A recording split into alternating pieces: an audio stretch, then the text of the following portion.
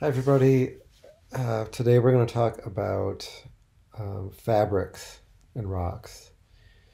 And the sort of transition here is from folding. So you might have wondered, how can a solid material like a rock just bend and make these folds? For example, even extreme folds where the two limbs have become parallel to each other. So what is happening to a rock that allows the deformation to occur?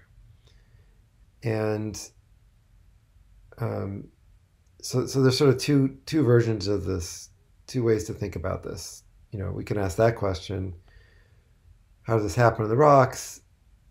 And then the flip side of that is, when we find a rock where this has happened to, or happened to in a variety of different ways. The rocks, there's different ways that the rock can be folded that we'll talk about.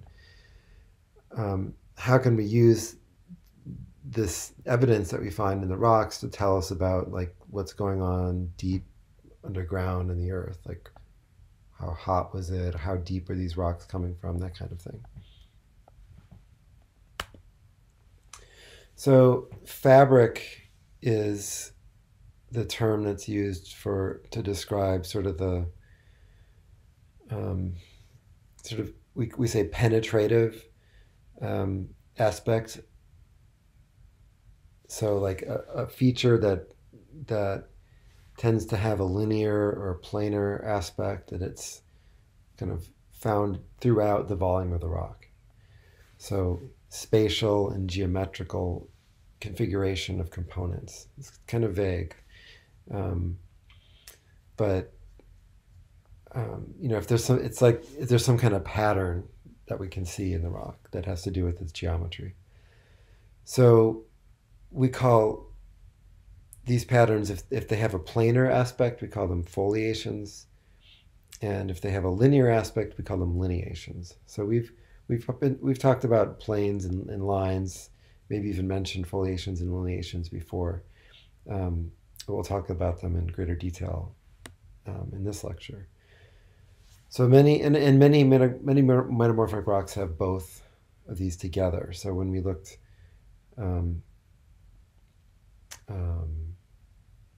so if you think about a notebook of paper that has no ink, no lines on it, the paper is just plain white. That would be just like a foliation. But if those papers in the notebook have lines on them, it would have both a foliation and a lineation. And then if you remember, sort of if you just picked up a bunch of pencils in your hand, that would be only a lineation. Nothing planar about it. So one really common type of foliation is what's called cleavage.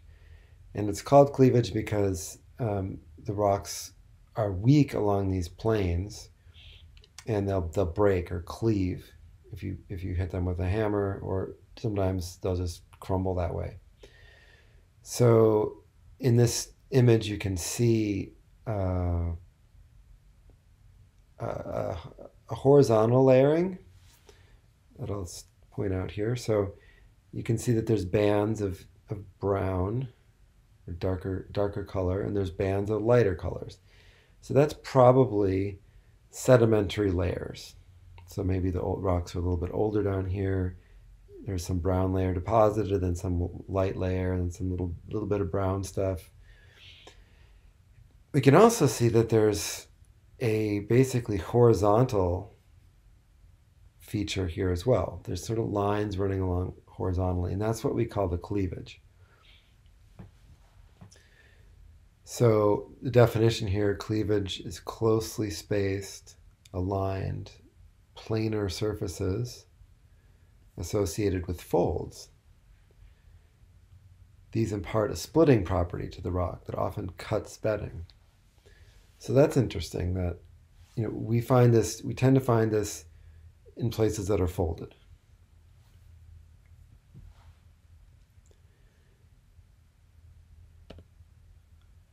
And like it said, the cleavage often is different from bedding. Not always, but sometimes. So here again, we have a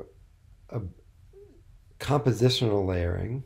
So we've got a darker shale, and then there's probably a sandier bed that's like a lighter color, and then there's some more shale, another sandier bed. So then back to shale, and you can even see there's some maybe really thin sort of bedding planes horizontal to the, or sorry, parallel to the compositional layering.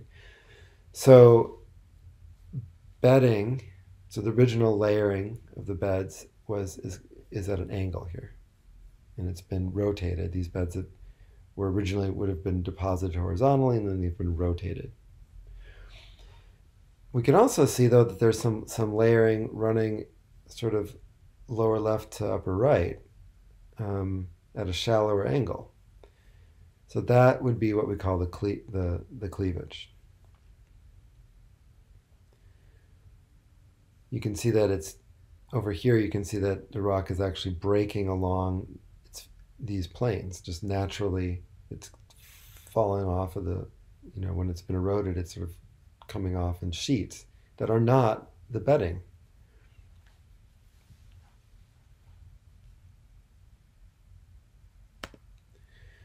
So as we said a minute ago, cleavages are often associated with folds. And not only that, but they're often the plane. So cleavage is a planar feature, it goes through the rock and as a plane. And that plane is often very similar to the axial plane of the folds that are in the area. So here again we have bedding. In this case, we see a fold. The bedding is folded. These layers come around like this, and we see the cleavage running right down the middle of the fold. So it sort of bisects the fold. It's like a sort of the mirror plane of the fold. So in the previous lecture on folds, we talked about the axial plane. That was the plane. If we connected the dots at the top of each layer of the fold, sort of at the point of the fold, where its curvature is the greatest. If we connected all those dots, they would form a plane that kind of cuts through the fold. So that's the axial plane, and cleavage tends to mimic that.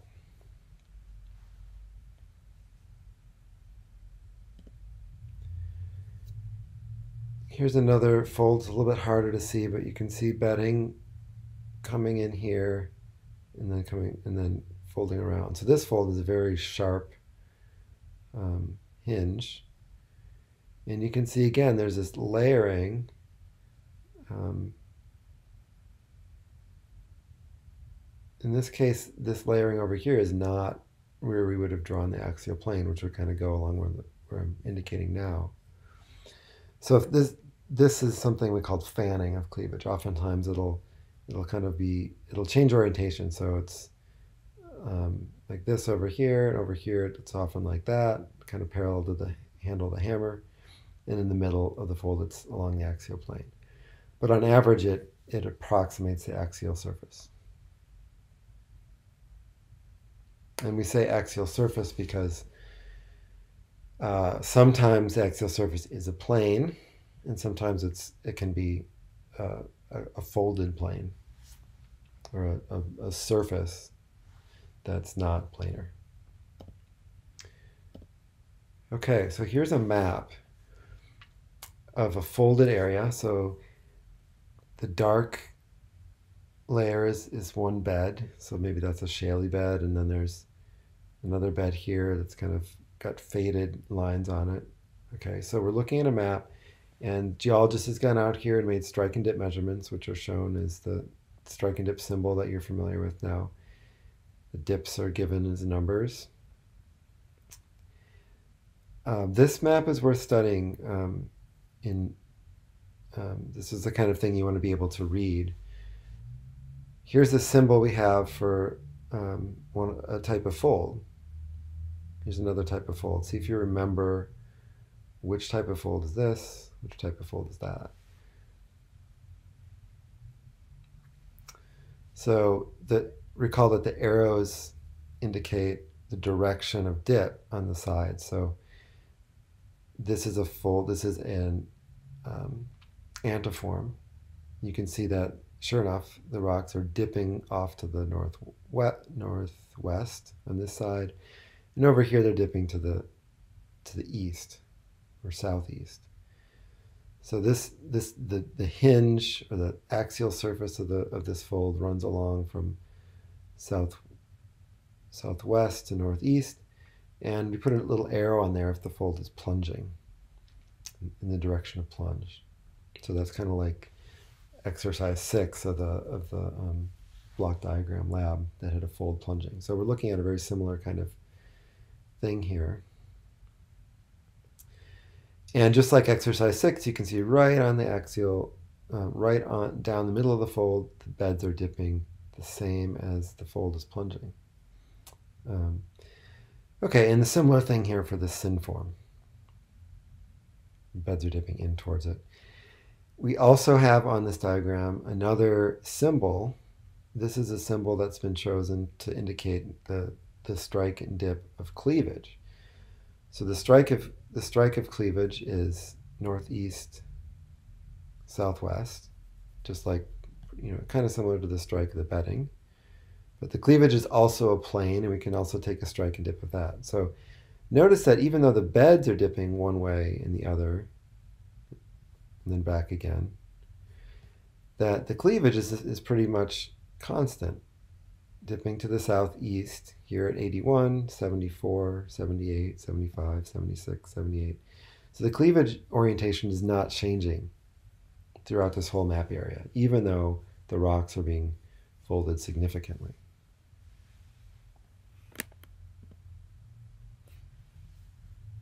So the foliation parallels the southeast dipping axial surface of the folds. So if we could make a cross section, we could. If we made a cross section of the folds, we would see that this cleavage is kind of bisecting. It's going down the middle. So the different sides of the fold are dipping differently. So this one's dipping 78. This one's dipping 41. So the fold is kind of tilted, so it's steeper on the northwest side, and that makes the axial surface be dipping to the southeast. If the beds were dipping the same on either side, it would the axial surface would bisect the fold and be vertical. This slide shows then, if you go from A to A prime in a cross section here, how the folds are a little bit asymmetric. So they're less steep on the northwest side than they are on the northeast side. So the sort of the bisector, the axial plane, is tilted, and it's tilted in the way that is shown here, towards dipping steeply towards the southeast. So there can actually sometimes be sort of more than one cleavage, or both cleavage and a bedding are both weak, and the rock breaks on both, and that will result in a linear aspect, which is called pencil cleavage or pencil structure. So this is a photograph of that. You can see sort of a kind of horizontal layering as well as a vertical, and they're intersecting and breaking off in little sort of linear chunks. So there's different types of cleavage. Continuous cleavage is the kind where the layers of cleavage are pretty much continuous. They're very thin, right next to each other. There's not like big areas that are unaffected by the cleavage. So this is an example of that. You can see also here a vein. that's been folded. So this suggests that there's even offset here, that there's sort of some sort of motion perpendicular to the cleavage planes.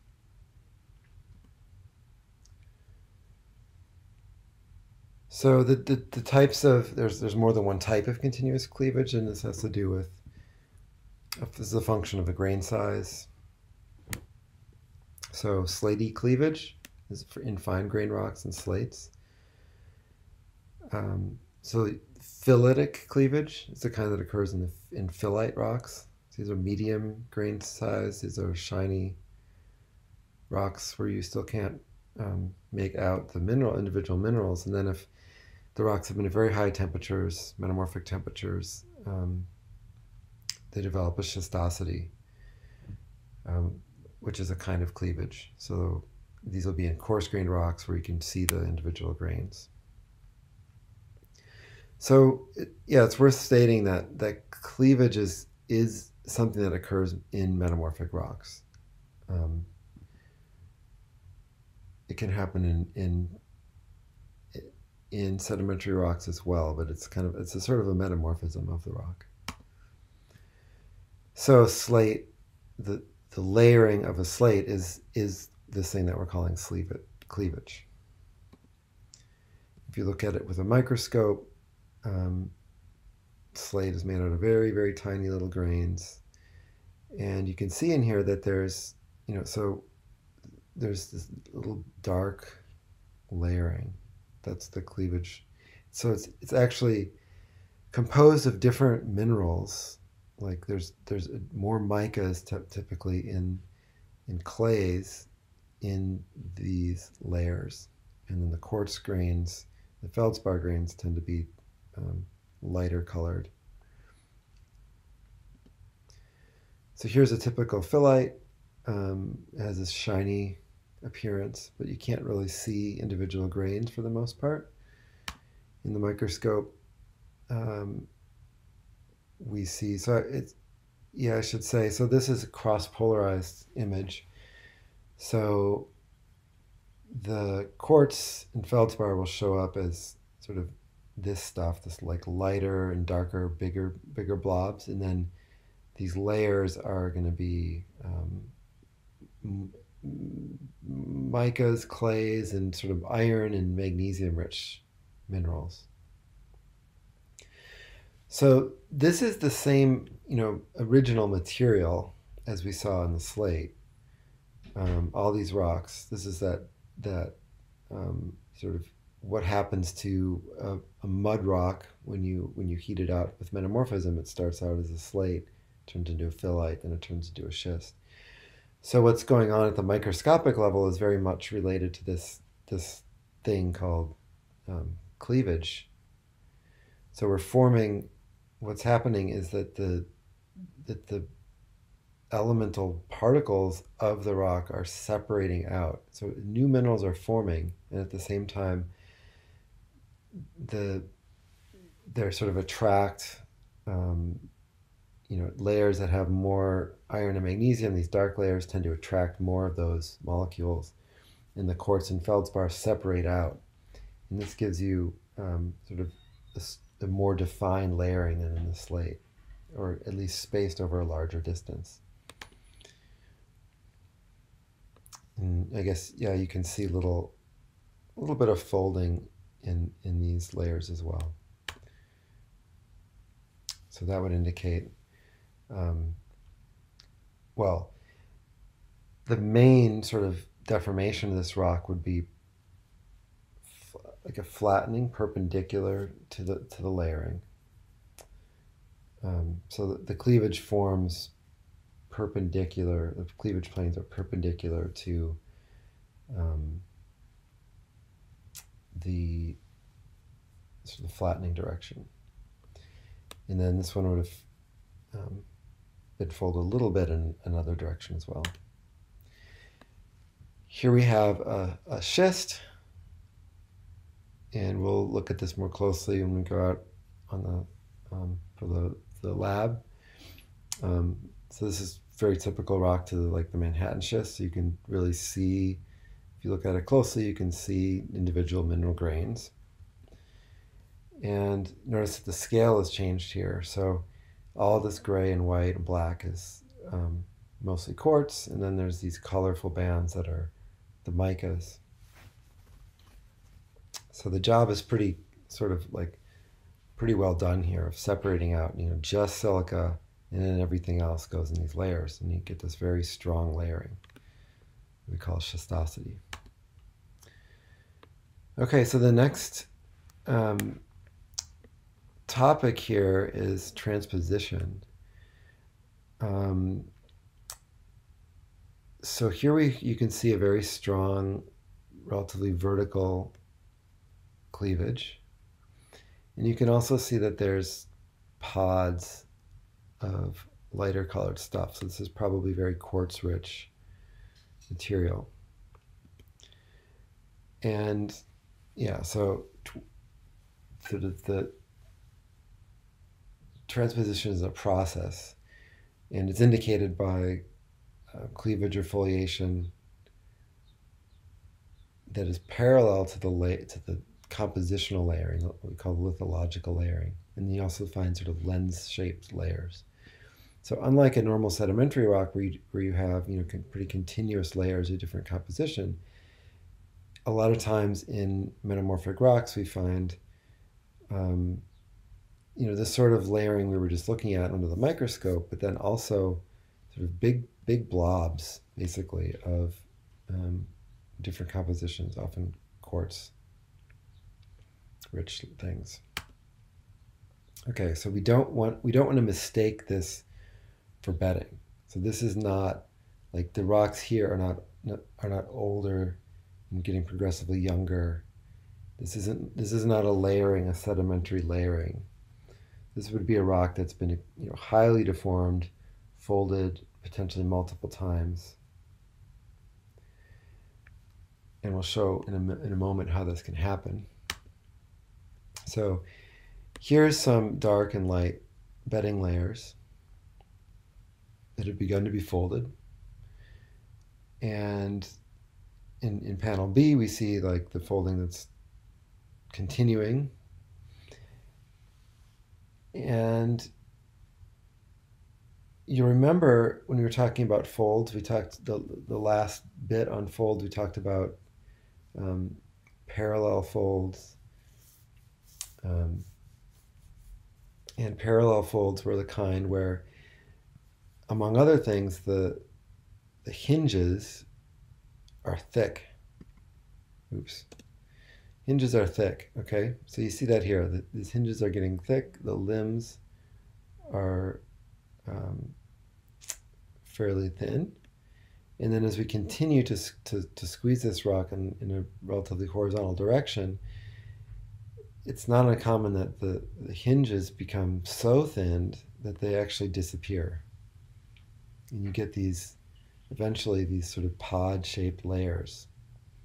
So when we see layers like this, we think, this thing called this transposition happened. So basically, an old layering has been transposed. It's been reoriented in a different direction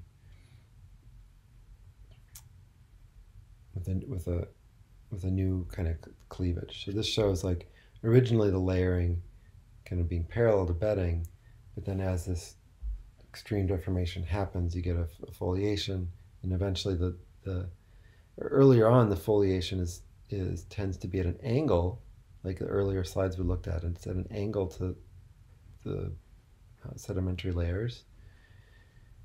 But by the end of the process, the foliation, the cleavage, is parallel to the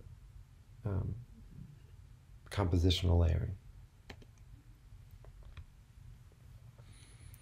So the limbs are destroyed. Here you can see potentially coming along here is a different kind of, like, it's a different lithology, different compositions, probably more quartz rich. Here's another layer like that. So there's a fold here. This layer's coming around. Can't really see what happens to that limb. So here's another one, definitely compositional layer coming in here, and it's kind of disappears. So this is an example of what we were just looking at. Cleavage is pretty much horizontal here. Here's a transposed limb. So this would have been part of some continual layer. And you can see it like just kind of makes a little hook like we saw on a few slides back. And this layer is parallel to this lighter colored lithologic layer is parallel to the cleavage of this rock. And here's a really extreme case. So this rock has been severely deformed. And you can see layering here, when you can also see, this is the key thing. So you might see this, we would wonder, oh, is this like a sedimentary layering? Or is it like an extreme strain layering where there's been transposition? And you can see like right here, there's a little bit of a, like this light white layer comes along and then it turns around and goes the other way. And this one comes along and then turns around. So this is definitely, that's not something you see in the sedimentary layers. So this is a highly strained rock where we've had a transposition of the original layering.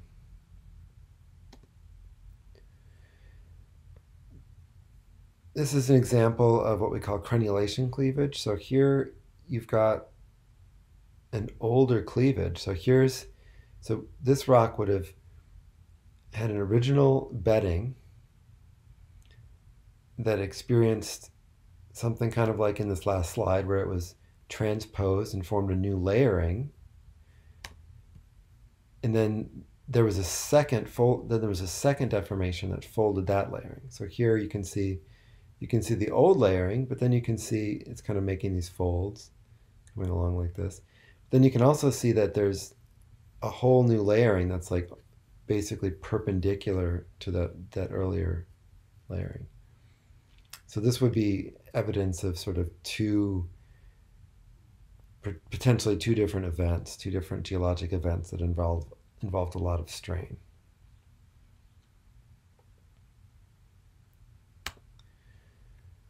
So here's another example. You've got an older kind of wavy cleavage coming across. And it's starting to be deformed. You know, the reason that it's wavy is because there's another cleavage developing that's more or less vertical in this picture.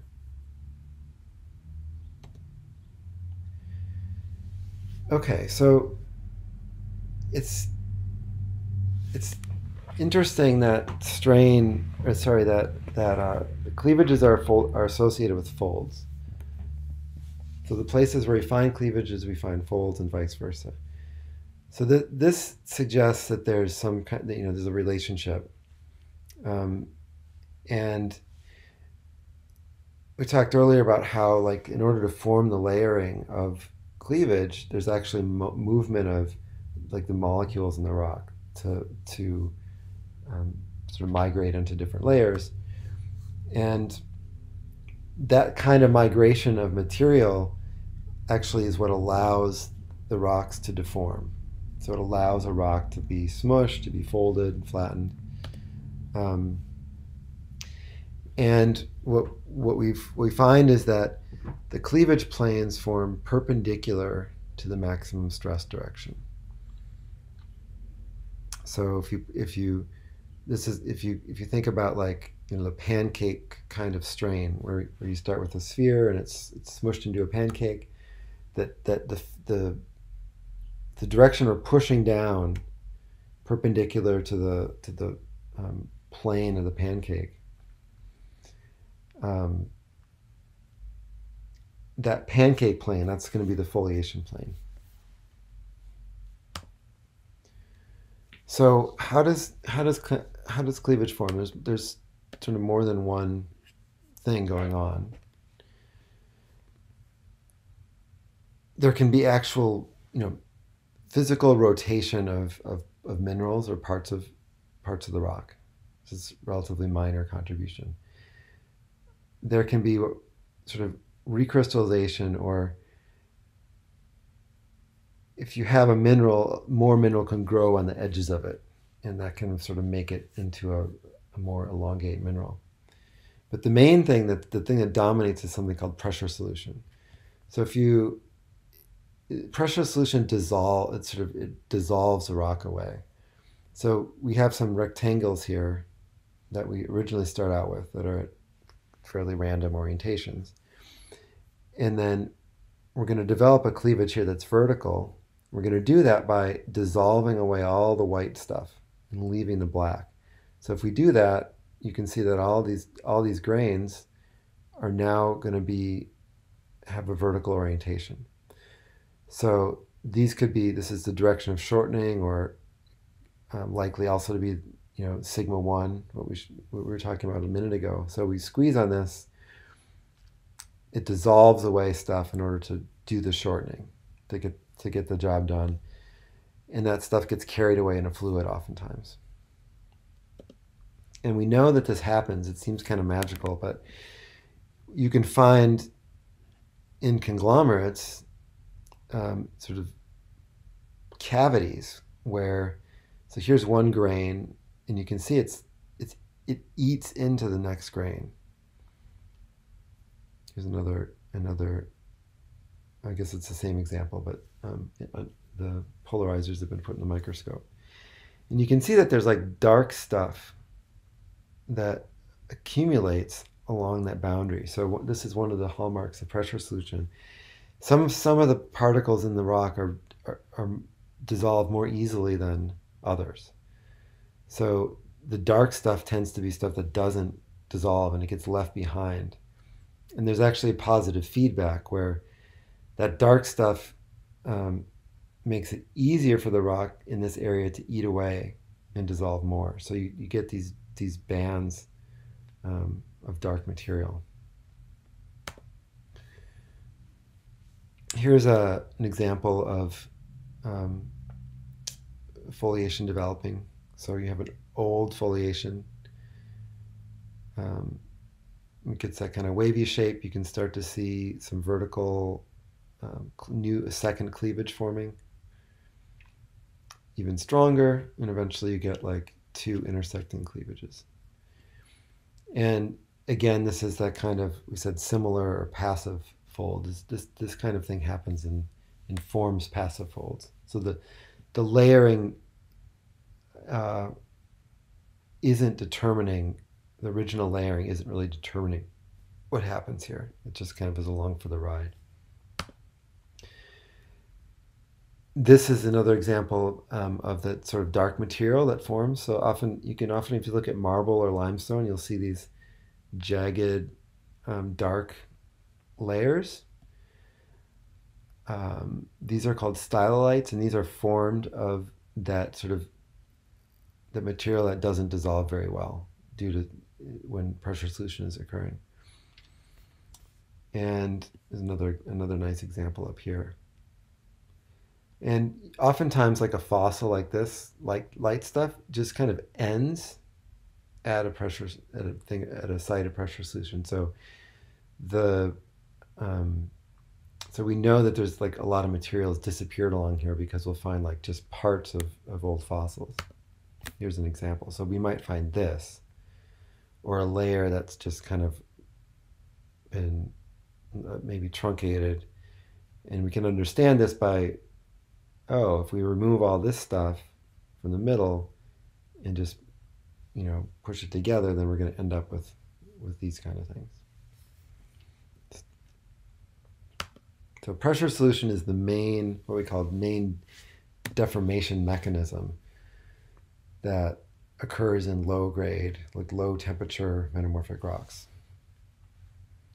And it occurs under pressure, by which we mean really differential stress, and it involves removal of material dissolved in this solution. So as I mentioned a minute ago, passive folds like this, pressure solution is the main mechanism that forms passive folds, and that occurs by dissolving material along the cleavage planes. So, pressure solution occurs to form stylolites and that dark material, but it's also the same thing that's happening on each of these cleavage planes throughout the rock at the microscopic scale. So here's another example of one of these passive folds. So you can see this lighter layer, it gets thicker in the hinge, comes around, here's another hinge here that's thicker, tends to be thicker, a thick hinge. And so you can sort of understand how that happens, how the hinges get thick.